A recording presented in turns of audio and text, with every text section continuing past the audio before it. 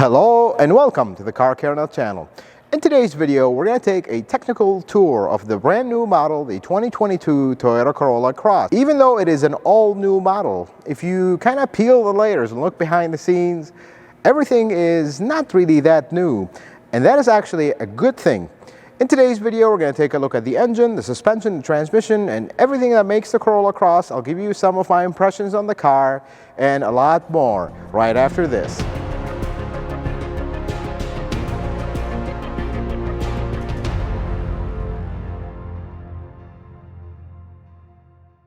So under the hood of the Toyota Corolla Cross, we only have one engine option.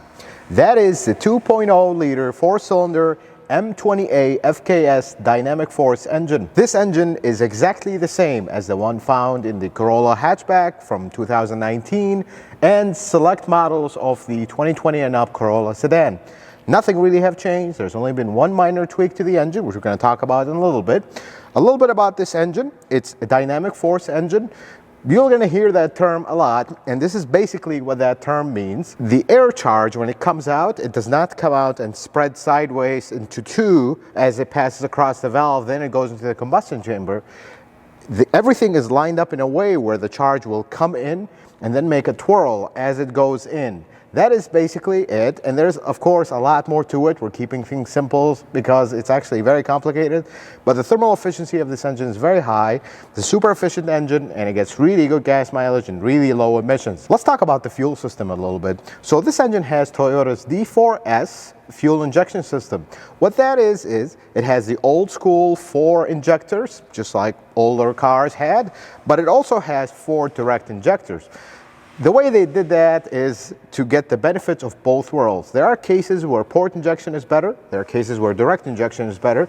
In this engine, you have the best of two worlds, and the most important thing that people, when they hear direct injection, is there is no chance of carbon buildup associated typically with direct injection only cars, because the port injectors will also wash the back of the valve and you won't have issues with carbon buildup because of the direct injection on these cars. The variable valve timing system is also carried over from the previous generation.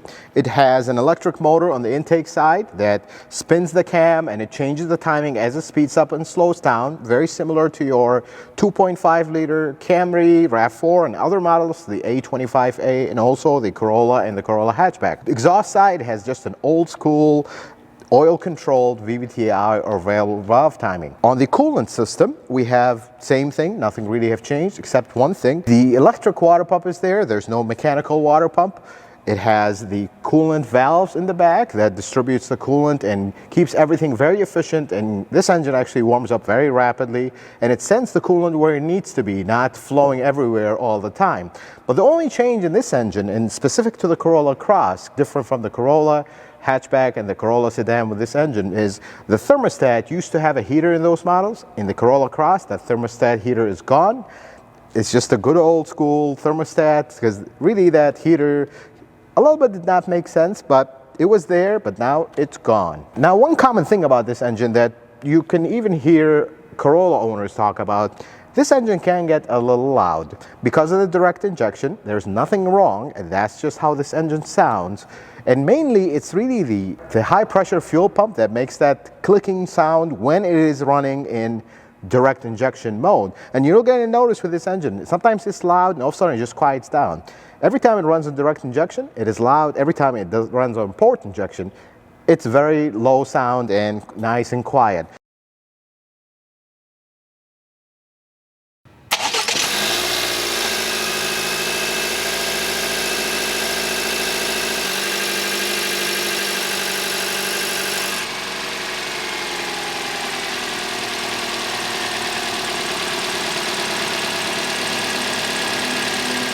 That is normal. I just don't want to associate that with a problem. That is normal on these engines. Let's talk about the transmission of the Corolla Cross. It is a CVT, yes, but hear me out here. This transmission is exactly the same as the one in the Corolla hatchback and in the Corolla sedan with this configuration of engine. It is the K120 CVT transmission, or actually direct shift CVT transmission. That's the official name for it. Basically what that marketing wording means is this is a conventional CVT transmission, but it has first gear, a physical first gear, just like any other automatic transmission. And the idea of this is, usually with CVTs, what's annoying about them is when the car takes off, there's that big drone that is super annoying, and most people really dislike this about CVTs. So Toyota put the first gear there, so your takeoff would be very smooth, you wouldn't have issues, and then as you pick up speed, it shifts into the regular CVT, the continuously variable ratio, and life is great. This transmission actually have been out for a few years now. From my experience as a Toyota Master Diagnostic Technician, I really haven't seen a single issue with these transmissions. Unlike other transmissions, when they come out new, they usually have a few issues here and there that are taken care of, but this transmission actually have been solid. And the previous version of it, which didn't have the first gear, actually is also reliable. That's from 14 to 19 Corollas, and actually still being made in select model Corollas sedan. One thing that changed about this transmission with the Corolla Cross specifically is there is a coolant shutting valve on the transmission that got removed. It just didn't make sense. It's for the size of the Corolla, that valve got taken out, so there's actually less stuff on this transmission, which is always good. Less stuff there is, the less stuff there is to break 15-20 years from now. Now, having said all that, let's lift the car up. We're going to look at the bottom of the engine, bottom of the transmission, just see how everything is laid out as we continue on our tour.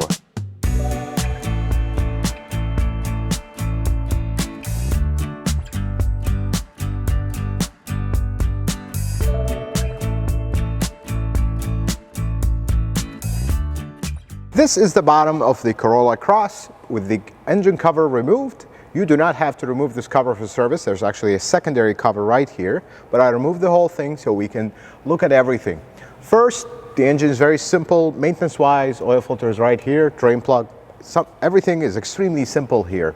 The transmission is actually a very large unit in this CVT transmission with the first gear. The direct shift, the K120, is extremely large and can look intimidating. It does have a transmission pan in the front. It is plastic.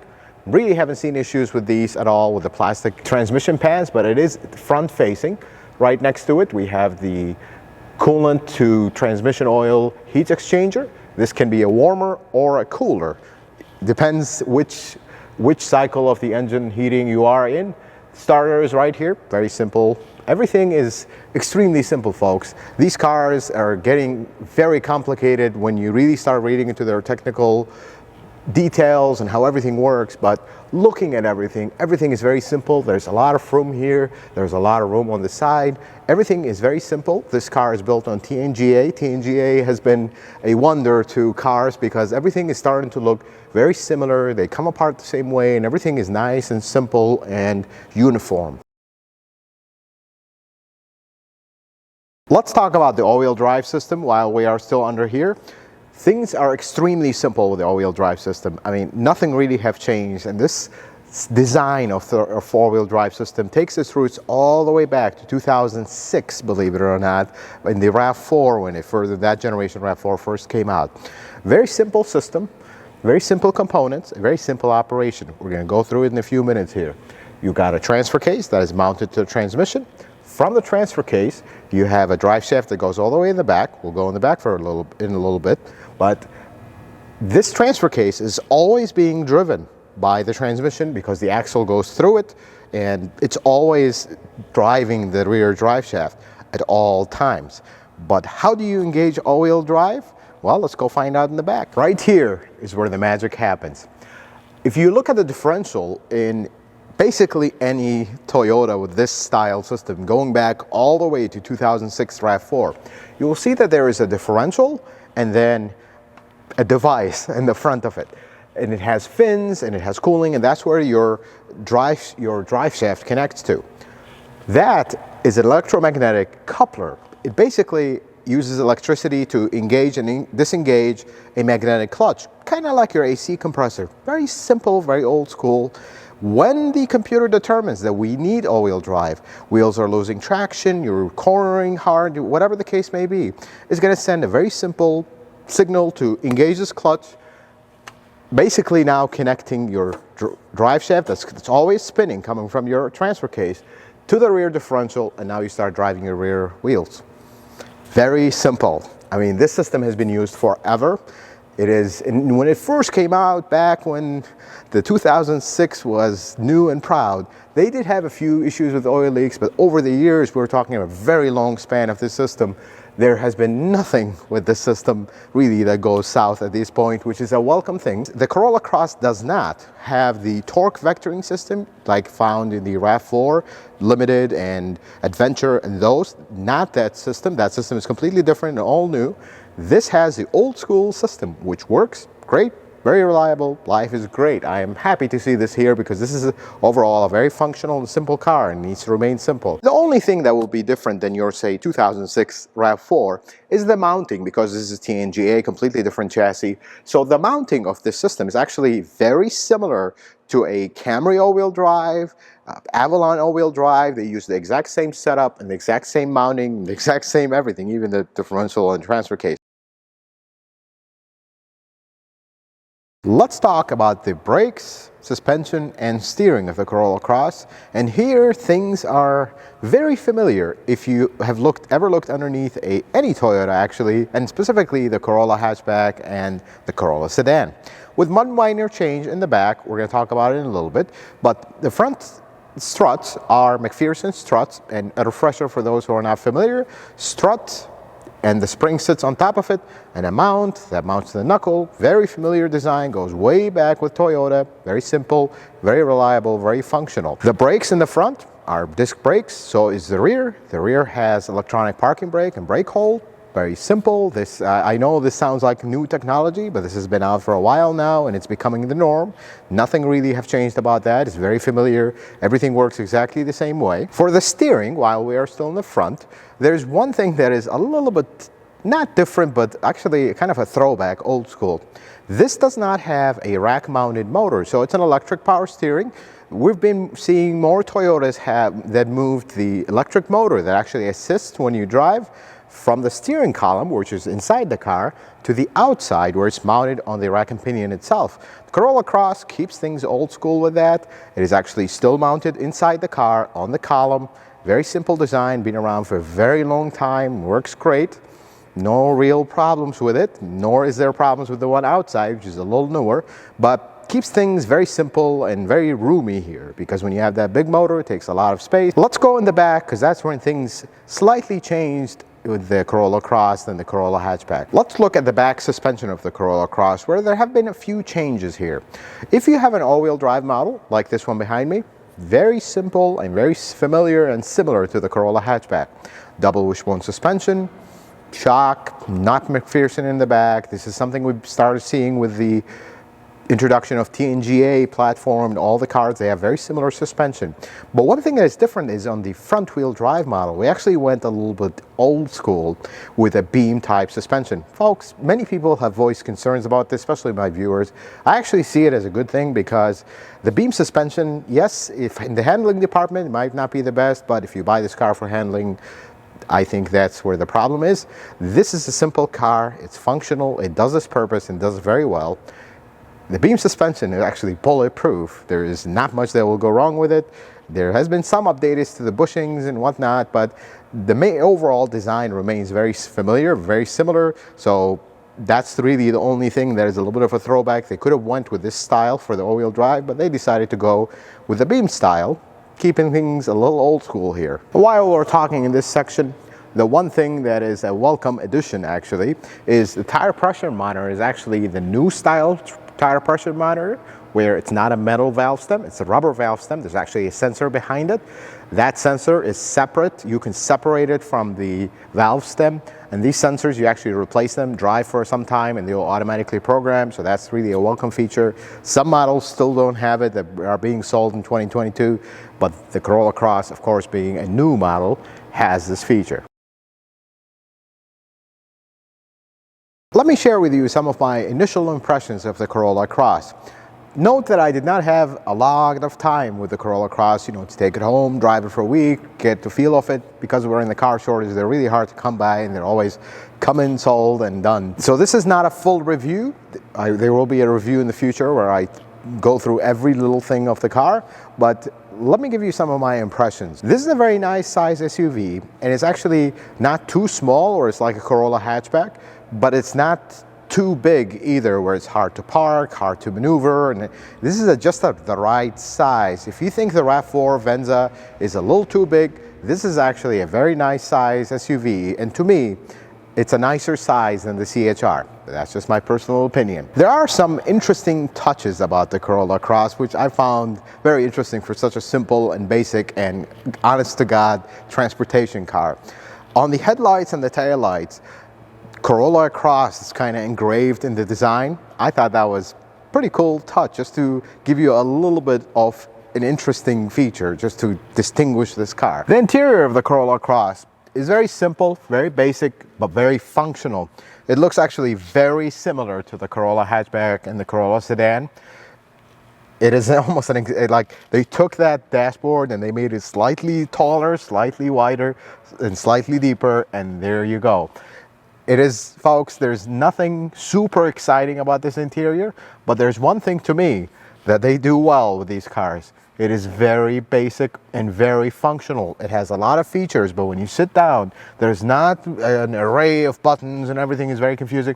Everything is very, very simple, because people who buy this car, they need an honest-to-God, reliable, good, comfortable transportation that will not give them a hard time to figure out how everything works. And this is exactly it. It's very basic, it's very functional. And another thing that was kind of a surprise actually, and a slight letdown. This car has Toyota Safety Sense 2.0.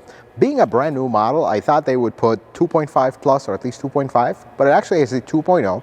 Not a major deal, still have full speed cruise control, still have lane tracing assist, but not the latest version of that. Then we move in the back, which something, at least to me, this taillight kind of resembles that of the first generation Toyota Sienna. I thought the first time I saw it in a picture, I was like, I've seen that before. Then when I saw it in person, there was actually a Sienna parked right next to it. I'm like, that looks like a very similar design. This is inspired by that. Another thing in the back, I like the space. It's a nice space. Something that is very welcome is the actual spare tire. Many of these cars are going away from spare tires to give the consumers more space and all that. They give you that inflate kit, but it's really nice to see a spare tire still in 2022. Believe it or not, that's becoming a thing, but it has a spare tire, not a full size, it's a smaller size, but hey, it's better than that little inflate kit. I really welcome that. Looks wise, I think it is a very simple and not daring design, and I think that is a good thing, because again, this is a simple, sensible, honest-to-God, functional car. I think the look is not too much. Some people will have a problem with the big grille. I think it looks very subtle. It distinguishes itself enough from the Corolla. It doesn't look like just a big Corolla. It does have a distinct look to it, but it's not too much, too angular, and too much going on, which we've been seeing kind of trends with other cars trying to look the part, but they're not really the part. This does not disappoint. It is simple, it is basic, and it's really functional. Looks like a crossover, drives like a crossover, and it's actually a very good crossover so far. And actually, one more thing about the Corolla Cross. This is the first model made in a brand new factory in Alabama.